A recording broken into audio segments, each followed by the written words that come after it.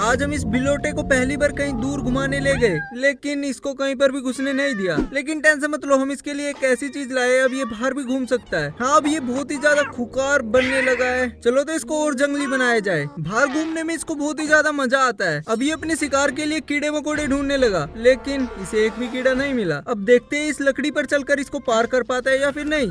हाँ? इसने दूसरी बार में इसको पार कर लिया। ओह, अब इससे भी पतली लकड़ी। ओह, इसको भी आसानी से पार कर लिया। अब देखते हैं इसका दिमाग कितना तेज है। हमने ढेर सारे कप लगा दिए। अब देखते हैं इसको तोड़कर निकलता है इस पर से कूद कर।